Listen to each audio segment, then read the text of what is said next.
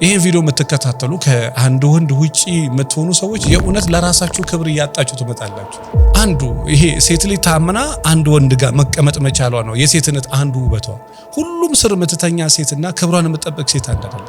አንድ ወንድ ጋር ታምና የምትቀመጥ ሴት ግን እየጠፋች ነው ከጥቂቶች በስተቀር። ጥሩ ፊት እንዳላችሁ ሁሉ ጥሩ ልብ እንዲኖራችሁ፣ ሞያ እንዲኖራችሁ በደንብ ሲበዛ ተጨነቁ ሴቶች። በቃ ሴት ልጅ ሞያ ከሌላት፣ ጠባይ ከሌላት፣ ከዛ በተረፈ ታማኝነት ከሌላት ዋጋ የላትም። ትልቁ የሴት ልጅ ውበቷ ታማኝነቷና ጠባይዋ ነው፣ ሞያዋ ነው። አመለካከተ ጥሩ ከሆነ ወልጋዳ ሴት አንተ ጋር በትመጣም አንተ ቀጥታ ታረጋ። ስለዚህ ያላገባሽ ሴት ከሆንሽ ውበትሽን መጨመር ከፈለግሽ መንፈሳዊነትሽ ላይ ስሪ፣ ሴትነትሽ ላይ ስሪ። የፈለገ የሚያስደምም ሞያ ቢኖርሽ የሴትነት ጸጋ የሴትነት ባህሪ ከሌለሽ ዋጋ የለሽ።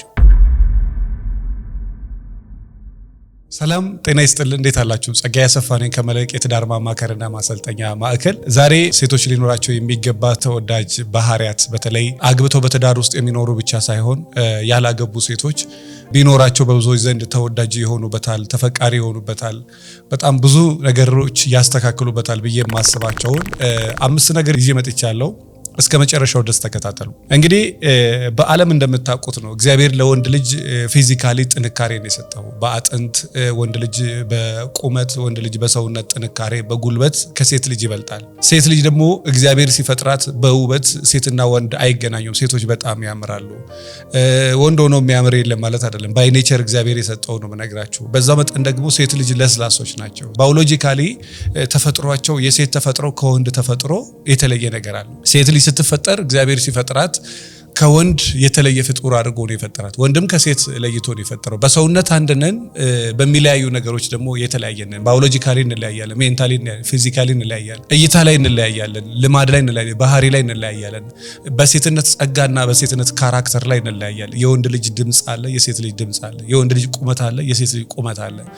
የወንድ ልጅ አይምሮ አለ፣ የሴት ልጅ አይምሮ። የወንድ ልጅ ስሜት አለ፣ የሴት ልጅ ስሜት አለ። ባይ ኔቸር እግዚአብሔር ከዚህ ጋር የፈጠራቸው ሴቶች አሉ። በድሮ ዘመን ቢሆን እናት ልጇ ሄዳ የምታድገው ከሷ ጋር ነውና ሳትወድ በግዷ ቆንጥጣ የእናትነትን ካራክተር፣ የእናትነትን ልማድ፣ የእናትነትን ባህሪ፣ የእናትነትን አንዳንድ ነገሮች ታስለምዳታለች። ሴትነት ምን እንደሆነ እናት ታሳያታለች። በዚህ ዘመን ነው ላለችዋ ሴት አታሳይም ማለት አይደለም። ዛሬ አመጽ የሚጀምረው ከ10 ዓመት ጀምሮ ነው። ልጅ አባቱ ላይ ማመጽ የሚጀምረው፣ ሴት ልጅ እናቷ ላይ ማመጽ የምትጀምረው ወይ ደግሞ አንዳንድ ነገር ላይ ወጣ ማለት የሚጀምረው ከ10 ዓመት ጀምሮ ነው። አስቸጋሪነቱ ከዛ ይጀምራል። እናትም እየከበዳት እየተከበዳት ሲመጣ ሳትወድ በግዷ ለቀቅ እያደረገቻት ትመጣለች፣ ምንም አማራጭ ስለሌላት። ልጅም በራሷ ዓለም በቃ የራሷ ባህሪ ቢወልድ አድርጋ ታድጋለች። በተለይ አሁን ስልክ በመጣበት በዚህ ዘመን ላይ ሰዎች የራሳቸው ነገር አላቸው። እኛ እንደምናውቃቸው አይደለም። እኛ ማናውቀውን ብዙ ነገር ያውቃሉ። ከዛ በኋላ የባዶነት ስሜት ይሰማቸዋል፣ ተስፋ መቁረጥ ይሰማቸዋል፣ መሰላቸት ይሰማቸዋል።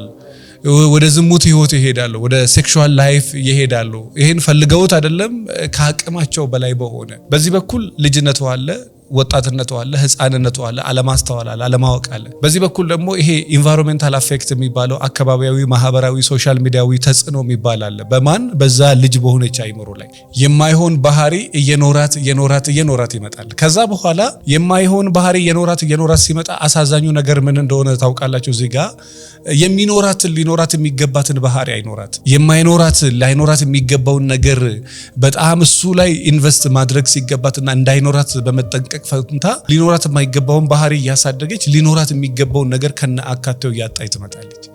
በተለይ በዚህ ዘመን ላይ በጣም ብዙ ቆንጆና ውብ ሴቶች አሉ። ኢኮኖሚካሊ በጣም ስትሮንግ የሆኑ ሴቶች አሉ። በዛ ደረጃ ግን የሴትነት ካራክተር ያላቸው በጣም ጥቂቶች ናቸው። በጣም ውብ በጣም ቆንጆ ሴቶች አሉ፣ 10 ወንዶች የሚፈልጋቸው። አንድ ወንድ ጋር ታምና የምትቀመጥ ሴት ግን እየጠፋች ነው ከጥቂቶች በስተቀር። ብዙዎቹ ብዙ ወንድ ያውቃሉ። አንድ ወንድ ጋር ተረጋግቶ የመቀመጥ እድላቸው የመጀመሪያ አናሳ ነው። ሁለተኛ የታማኝነት እድላቸው በጣም አናሳ ነው።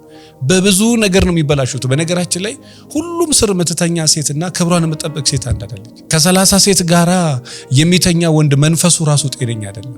አንደኛ እግዚአብሔርን የሚፈራ ሰው አይደለም። ሁለተኛ የሰውነት ማንነትም የለውም። ከሰውነት ተራ ወጥቶ የእንስሳ ባህሪ ይኖረዋል። እንደ እንስሳ ይሆናል። የማያስብ ይሆናል፣ የማይጨነቅ ይሆናል፣ የማይደነግጥ ይሆናል፣ የማያስብ ይሆናል። የተፈላጊነት ስሜት ነው። ደስ ይላል። የሆነ ሰው ይፈልጋል። ከዛ ሰው ጋር ተኛለ። ከዛ ሰው ጋር ያለ ነገርና ከዛ ሰው ጋር ያለ ነገር ይለያያል። ከዛ ወደዛ መቼም ቢሆን መቆም አይልም። ከዛ የተነሳ የራስን ማንነት ራሱ እያጣሁ ትመጣል። ለራስ ያለ ክብር እየወረደ ይመጣል። ለራስሽ ያለሽ ክብር እየወረደ ይመጣል። ከብዙ ወንድ ጋር የምትተኛ ሴት ለራሷ ያላት ክብር እየወረደ ይመጣል። እኔ ይሄን ቪዲዮ የምትከታተሉ ከአንድ ወንድ ውጪ የምትሆኑ ሰዎች የእውነት ለራሳችሁ ክብር እያጣችሁ ትመጣላችሁ። እሱ ምንም ሳያደርግሽ አንቺ ራሱ ለራስሽ ያለሽ ቫልዩ በጣም እየወረደ ይመጣና የሆነ ሰዓት ለራስሽ ያለሽ ክብር በጣም አናሳ። ስለዚህ በተቻለሽ መጠን ይሄ ኦነስት ለመሆን ግልጽ ለመሆን ታማኝ ለመሆን ሞክሪና 5 ባህሪያት አሉ ሴት ልጅ ተፈቃሪና ተወዳጅ ከነሱ ውስጥ አንዱ ታማኝነት ነው። አንዱ ይሄ ሴት ልጅ ታምና አንድ ወንድ ጋር መቀመጥ መቻሏ ነው የሴትነት አንዱ ውበቷ። የፈለገ መልክ ቢኖራት የፈለገ ቁመና ቢኖራት የፈለገ በዶላር ከተማ ውስጥ ኢትዮጵያ ውስጥ በዶላር የሚከፈላት ሴት $2000-3000 በወር መንዝል የሚከፈላት ሴት ብትሆን ታማኝነት ከሌላት ምንም ዋጋ የለውም። ታማኝ ካልሆነች የፈለገ መልክ ቢኖራት ዋጋ የለውም። አንዳንድ ሴቶች እግዚአብሔር የሚገርም መልክ ሰጥቷቸው የሚገርም ጸባይ ነሳቸው። መልክ ኖሮ ጸባይ ከሌለ፣ መልክ ኖሮ ስብዕና ከሌለ፣ መልክ ኖሮ የሴትነት ካራክተር ከሌላት ምንም ነው ማታረግ አሻንጉሊት እንደማለት ነው። እንደው በጣም አደራችሁን እምላችሁ ሴቶች በጣም ብዙዎቹ ፊታቸው ላይ በጣም ጊዜ ይገላሉ። መስታወት ፊት ለፊት ቆመው ለልብሷና ለፊቷ ከለር በጣም ነው የምትጨነቀው። ለወንዶች ምን እንደምትመልስ ማጋ እንደምትሄድ ማጋራት እንደምትበላ በጣም ነው የምትጨነቀው። ለፊቷ የምትጨነቀውን ያህል ለውስጥ አትጨነቅም። ከዛ የባዶነት ስሜት ነው የሚሰማት ከሆነ ጊዜ በኋላ። ምክንያቱም ሰዎቹ ባዶ እንደሆነች ነው ከሆነ ጊዜ በኋላ የሚነግራት። ለገላ ለሴክስ የሚፈልጓት እንጂ ለቁም ነገር ለህይወት የሚፈልጓት የለም። ለህይወት የሚፈልጓትም ለህይወት ነው የምንፈልገው ብሎ ነው የሚመጡት። ከዛ በኋላ ከሆነ ጊዜ በኋላ ሰዎቹ የለም። ስለዚህ ሴቶች ከሆናችሁ ፊታችሁ ላይ ኢንቨስት በምታደርጉበት ነገር መጠን ላይ ልባችሁ ላይ ኢንቨስት አድርጉ። ሞያሽ ላይ በጣም ኢንቨስት አድርጊ። ሴት ልጅ ሆና ሞያ የሌላት ሴት ልጅ ሆና ጠባይ የሌላት ሴት፣ ጥሩ ጠባይ የሌላት ሴት ጥሩ ፊት ካላት ጥሩ ጠባይ ያላት ሴት ትሻላለች። ጥሩ ፊት ማንም ሊኖረው ይችላል። በተፈጥሮ ያላትን ነገር አሳደገ የትኛውም ሴት ጥሩ ውበት ይኖራታል። ጥሩ ጸባይ ከሌላት ግን ጥሩ ስብዕና ከሌላት ጥሩ ሞያ ከሌላት ውበቷ ከንቱ ነው የሚሆነው። የሚያምር መኪና በጉልበቱ ነው በቃ ይሄ ከሞተሩ ጋር ነው ውበቱ ከነዳጅ ፍጆታው ጋር ነው። የፈለገ የሚያምር ሆኖ ጸባይ ከሌለው ዋጋ የለው። እኔ ወንዶችን በጣም ተጠንቀቁ። በቃ ይሄ ጄኒውን እንደሆነ ወንድ ከናስቸጋሪ ባህሪዋ የተቀበልክ መስሎ ዛሬ ጎበዝ ልትሆን ትችላለህ፣ ነገ የሆነ ቀን ይሰለቻል። እሷን መለማመጥ እሷን መስመር ማስያዝ እንዲህ አታርጊ ማለት ይሰለቻል። ሶሻል ሚዲያ ታይ በጊዜ ውጪ በጊዜ ቅቢ ማለት ይሰለቻል። ስለዚህ በተቻላችሁ መጠን ጥሩ ፊት እንዳላችሁ ሁሉ ጥሩ ልብ እንዲኖራችሁ ሞያ እንዲኖራችሁ በደንብ ሲበዛ ተጨነቁ ሴቶች። የመጀመሪያውና የመጨረሻው በቃ ሴት ልጅ ሞያ ከሌላት ጠባይ ከሌላት ከዛ በተረፈ ታማኝነት ከሌላት ዋጋ የላትም። ትልቁ የሴት ልጅ ውበቷ ታማኝነቷና ጠባይዋ ነው፣ ሞያዋ ነው፣ የሴትነት ባህሪዋ ነውና ይሄ የሌላት ሴት ለጊዜ ልትወደድ ትችላለች። ከሆነ ጊዜ በኋላ እንዳሮጌ ቁና ነው የሆነ ቦታ የምትጣለው። በዛ ላይ ደግሞ የምታረገው ነገር አይምሯ ይሄ መልኬ በቃኝ ብቻ የምትል ሴት። በመልካቸው በጣም ኦቨር የሚመኩ ሴቶች አሉ። አሁን ላይ ከ6 ዓመት በኋላ ፊቷን ስታየው እሷ ራሱ እርግጠኛ ነኝ የሆነ ነገር ጥሏት እንደወረደ የምታስታውቅ ግን ዛሬም አምና ውስጥ ላይ ኢንቨስት አታደርግም። እኛ እንደሞያ ሴት ልጅ ውጪም ላይ ውስጥም ላይ መስራት አለባት ብለን እናስባለን። እንደውም ብዙ ፓርት ማቃጠል ያለባት ውስጥ ላይ ነው። መጀመሪያ ወንዶቹን ስትስቢያቸው 60% ውጪ ላይ ትኩረት ብታደርጊ 40% ደግሞ ውስጥ ላይ ነው። በኋላ ላይ ግን ምንድን መሆን ያለበት የውጪው እየቀነሰ የውስጡ መብዛት አለበት። ወይ ካልሆነ ደግሞ የውጪውን እንደዛው ባለበት እንደጠበቅሽው የውስጡ ማደግ አለበት። ስነ ስርዓትሽ፣ እርጋታሽ፣ ታማኝነትሽ፣ ደዌሱን የምታወሪበት መንገድ፣ የምታስቢለት መንገድ፣ ትሪት የምታደርጊበት መንገድ፣ ለሚያደርጋቸው ነገሮች የምትሰጪው ቫልዩ እነሱ ነገሮች ማደግ አለበት። እነዛ ካላደጉና የውጪ ብቻ ከሆነ ውስጥ ባዶ ከሆነ ውጪው እኮ የሚስበው ሰው እስክታገኝ ድረስ ነው። ካገኘሽ በኋላ ውስጥ መስራት አለበት። ይሄ ለወንድም ለሴትም ይሰራ ነው። በነገራችን ሰዎችን ከያስካቸው በኋላ ከዛ ኳሊቲህን የውስጠኛው ኳሊቲህን ማሳደግ ነው። ትሪት የምታደርግበትን፣ የምትንከባከበት፣ የምታዳመጥበትን፣ ፍቅር የምትሰጥበትን መንገድ እሱም ማሳደግ አለበት። አለበለዚያ በውጭው ብቻ ከሆነ የውጭው በቃ አንዴ ገብቷል። ከዛ በኋላ ቫልዩ አንዴ ፊትህን ካየች በኋላ በቃ ተመዝግቧል። ከዛ በኋላ ተቀበላለች። ከዛ በኋላ ሴትን ለዘላለም ባሪያ አድርጎ ሊይዝ የሚችለው ማንነት ነው። እነዛን ማንነቶችን ከሌለሽ በራሱ ሌላ ችግር ነው። ከዛ ውጪ ጥሩ አመለካከት ያላት ሴት ጃፓን፣ ቻይናና ህንድ አሁን ለደረሱበት እድገት በጣም ትልቁን አስተዋጽኦ የወሰደላቸው አመለካከት ነው ይባላልና በጣም ያደጉ ሀገራት ላይ ምናቸው ላይ ሰርተው ነው ለዚህ ደረጃ የደረሱት። በጣም የሚገርም የሞራል ልዕልናቸው ከፍ ያለ የሆነው ከምን የተነሳ ነው? አመለካከታቸው ጥሩ ነው። እኛ ትራፊክ ከሌለ አንድ ዜብራ ማንሻገር ሰዎች ነን። የእውነት በጣም ይቀረናል። በጣም ይሄ መቼ ይገባቸዋል? ለወደፊት በቃ የሰው አይምሮ በጣም ብዙ እንደሚቀረው እቺ ብቻ የምታቃት ከሆነ በምታቀው ልክ ነው ነገሮችን የምትረዳው። ያለኝና የአይምሮ ደረጃ እያደገ በሄደ ቁጥር አመለካከታችን ባደገ ቁጥር ካምፓኒያችን ያድጋል፣ ልብሳችን ያድጋል፣ ሰውነታችን ያድጋል፣ ደወይ ነገሮችን የምናይበት መንገድ ያድጋል። አመለካከቷ ጥሩ የሆነች ሴት በቃ ጥሩ ሚስት ናት፣ በይበልጥ ጥሩ ሚስት ናት። እኔ እንደ ሴቶች እንደ ወንዶችም ይሄን ቪዲዮ የምትከታተሉ ሰው አመለካከታችሁን በደንብ አስተካክሉት። ነገሮችን የምታይበት መንገድ በጣም ጥሩ ከሆነ እመነኝ በዛው አይን ቢዝነስን ታያለ፣ ዘመድ ታያለ፣ ጓደኛ ታያለ፣ ሰው ታያለ፣ ሃይማኖት ታያለ፣ ባህል ታያለ፣ ሀገር ታያለ፣ ራስን ታያለ፣ ደስታህን ታያለ፣ ጥሩ ነገርን ታያለ፣ መጥፎ ነገርን ታያለ። ስለዚህ በተቻላችሁ መጠን አመለካከታችሁ ላይ በደንብ ኢንቨስት አድርጉ። ሰው አመለካከቱ ካላደገ የሚገራርም ቤት ሰርቶ የባዶነት ስሜት ይሰማዋል። ባለው ነገር መርካት የለም፣ ደስተኝነት የለም። መቼ ምን ማድረግ እንዳለበት ጠንቅቆ ያው። ስለዚህ በተቻላችሁ መጠን አመለካከት የመጀመሪያም የመጨረሻው የሰው ልጅ ነፍሱ ማለት ነው። አመለካከት ጥሩ ከሆነ ወልጋዳ ሴት አንተ ጋር ብትመጣም አንተ ቀጥ ታደርጋለህ። አመለካከት ጥሩ ከሆነ ነገሮችን የምትመለከትበት መንገድ በጣም ጥሩ ነው። ስለዚህ እንደ አመለካከት ያለ ነገር የለም። በቃ ገና ሴትንም ስታይ ወንድንም ስታይ ምንም ነገር በጤነኛ መንገድ እንድታይ የሚያደርግ አመለካከት ያለህንም መረዳት በዛው ልክ አሳድግ። ሴትም ከሆንሽ ያለሽንም መረዳት እንደዛው። ከዛ ውጪ ደግሞ ትትና የሴት ልጅ ትልቁ ውበት በቃ ይሄ ራስን ዝቅ ማድረግ። ይሄ ራስን ዝቅ ማድረግ በነገራችን ላይ ክርስቶስን መምሰል ነው።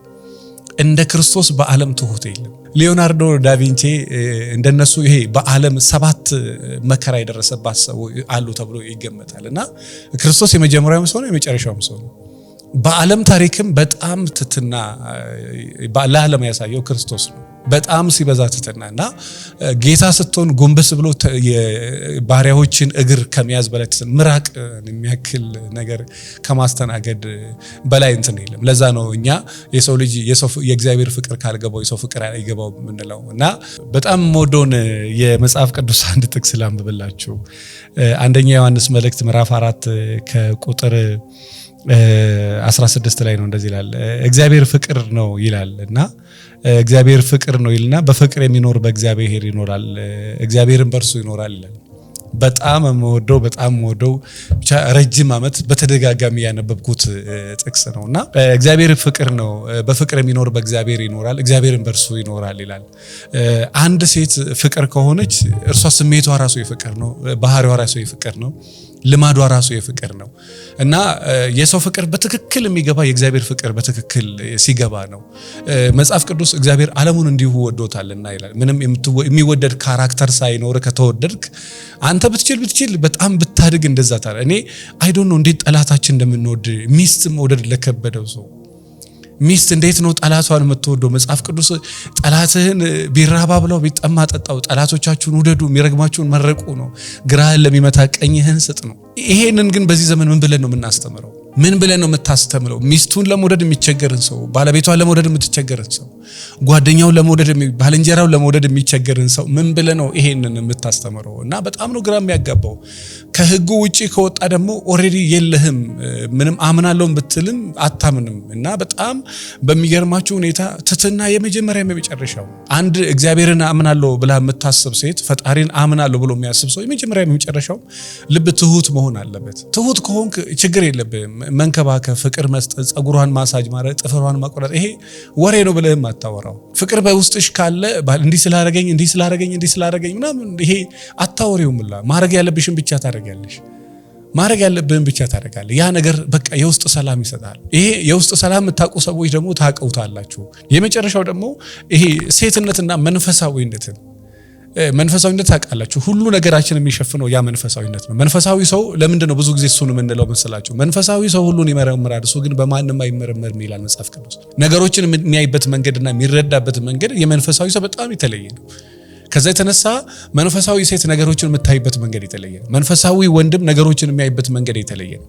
ስለዚህ ያላገባሽ ሴት ከሆንሽ ውበትሽን መጨመር ከፈለግሽ መንፈሳዊነትሽ ላይ ስሪ፣ ሴትነትሽ ላይ ስሪ፣ ቅንነት ላይ ስሪ፣ ትትና ላይ ስሪ፣ አመለካከትሽ ላይ ስሪ፣ ጸባይሽ ላይ ስሪ። እነዚህ ነገሮች ካልተሰሩና ዛሬ መስመር ካልያዙ ነገ ከገባሽበት በኋላ ከሰውየው ጋር ያለ ፉክክር ድንብርብር ስለሚያደርግሽ የቱ እንደምትይዥ አታውቂ። ምንም ነገር የሚሰራው መጀመሪያ ቤት ከገባህበት በኋላ እኮ እንደገና መሰረት አጥተል መጀመሪያ ነው። እኔ ያላገባችሁ ሰዎች የእውነት በጣም እድለኛ ናቸው። ይሄ ታይም በህይወት የቱ ጋር ነበር ክፍተቴ ብለህ ራስን የምትገመግምበት ታይም፣ ራስን ለማስተካከል ራስን መስመር ለማስያዝ፣ ለሴት እንዲመች አድርገህ ራስን የምትቃኝበት፣ ለወንድ እንዲመች አድርገሽ ራስሽን ባህሪሽን የምትቃኝበት ታይም ይሄ ታይም። ስለዚህ ሴቶች ተወዳጅ ተፈቃሪ ሆናችሁ መኖር የምትፈልጉ ከሆነ እነዚህ ነገር ላይ በደንብ ኢንቨስት አድርጉ። የፈለገ በዶላር የሚከፈልሽ ሴት ከሆነሽ ጸባይ ከሌለሽ፣ የፈለገ የሚያስደምም ሞያ ቢኖርሽ፣ የሴትነት ጸጋ የሴትነት ባህሪ ከሌለሽ ዋጋ የለሽ። ስለዚህ በደንብ ትኩረት አድርገሽ የመጀመሪያው የመጨረሻው መስራት ያለብሽ እነሱ ላይ ከሰራሽ ከዛ በኋላ ሌሎቹ በሂደት የሚመጡ ናቸውና የሆነ ነገር እንደተማራችሁበት ተስፋ አደርጋለሁ። ይሄን ቪዲዮ ለምትወዳቸው እህቶቻችሁ፣ ባለትዳር ለሆኑ ማግባት ለሚያስቡ ይሄን ቪዲዮ ሼር አድርጉላቸው። እናንተም ሐሳብ አስተያየት ካላችሁ በዚህ ጉዳይ ላይ በዚህ ሐሳብ ላይ ብትወያዩ የሚሉን ኮሜንት ላይ አስቀምጡልኝ። ስለ ትዳሬ መማከር ፈልጋለሁ አሊያም ስልጠና ፈልጋለሁ የምትሉ ካላችሁ፣ ስለ ትዳራችሁ መማከር አሊያም ስልጠና የምትፈልጉ ካላችሁ ወደ መልህቅ ጎራ በሉ 09774050 ላይ ደውሉ። እንዲሁም ስለ ፍቅር ህይወትና ስለ ትዳር ህይወት በቂ እውቀት ማግኘት ከፈለጋችሁ በትዳር ውስጥ ያሉ ችግሮችን በተለይ ቅድመ ጋብቻ ማወቅ ከፈለጋችሁ ወደ 200 ችግሮችን ከ200 መፍትሄ ጋራ ያዘጋጀንበት መጽሐፍ አለ። መጽሐፉ በጣም ብዙ ነገር ያግዛቸዋል ብዬ አስባለሁ። መጽሐፉ የትዳር ሐኪም መጽሐፍና 200 ችግር 200 መፍትሄ ነው። መጽሐፉን 09774050 ላይ ደውላችሁ መውሰድ ትችላላችሁ። አመሰግናለሁ።